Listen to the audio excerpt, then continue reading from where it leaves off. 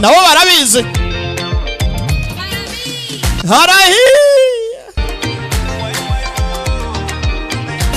underground wall itangira bidagureti reka dutumikira badutumye ubundi dutangire.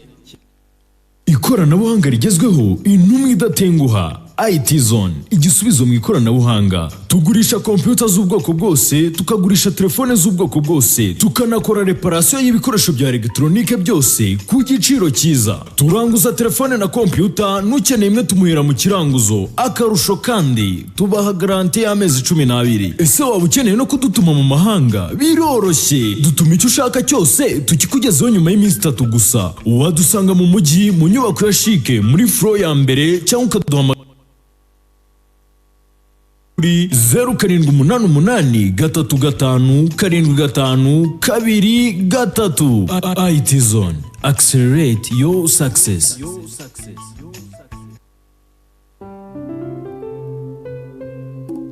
Ubu byoroshye hahira muri hebuza.com utahana ibyo ukeneye kandi wishyure buhoro buhoro. Hamwe na hebuza.com tubafitiye amateleviziyo, frigo, kuka, washing machine, intebe, ibitanda n'ibikoresho byo muri ofisi. Uti gahunda iteye rero, wishyura amafaranga make gusa yibanze ugatwara icyo ukeneye, asigaye ukayishyura mu byiciro. Akarusho byinshi mu byo ducuruza tubyivanira ku ruganda rwo mu Bwongereza ruzwiho gukora ibyiza kandi biramba ari rwo Icona London.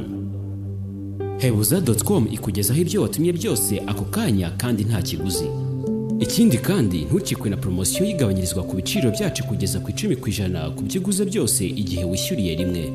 Kubifuza kutugana mwadusanga kwa Rubangura iruhande rwa Koje Banke mu muryango wa 3. Ku bindi bisobanuro hamagara kuri 0788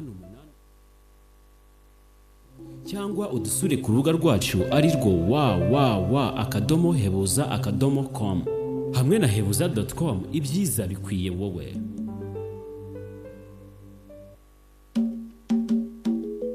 KCP komeza ogere mu gutanga uburezi bwiza. Murakaza neza muri KCP Rwanda. KCP Rwanda ni ikigo gitanga amasomo y'igihe gito hagati y'amezi 3, 6 ndetse n'amezi 9. Muri KCP Rwanda dutanga amasomo duhabwa ubumenyi twihangira imirimo. Ni muri KCP honyine sibikabyo duhabwa ubumenyi ku isoko bakeneye. Filmmaking and video production, photography and graphic design, journalism and communication, computer, music, hospitality ndetse na multimedia. Indimi twigisha ni Icyongereza, Igifaransa, Icyarabu ndetse n'Igiswahili.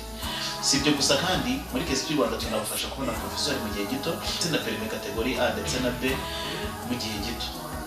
Muri KCP Rwanda dufasha abanyeshuri bose by'umwihariko urubyiruko rwasoje amashuri guhera ku mwaka wa 3 w'amashuri yisumbuye kwigira kuri scholarship cyangwa buruse. Dufasha abanyeshuri kandi babikeneye kwiga bacumbikira. KCP Rwanda dukora mu mujyi wa Kigali muri Centre Simple hafi na Sainte Famille Hotel. Neza ugeze kuri radio y'Imanzi. Murakaza neza muri KCP Rwanda.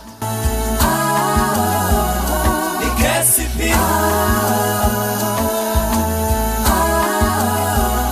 Ni KCP. KCP, your career is time to raise up. Turatangiye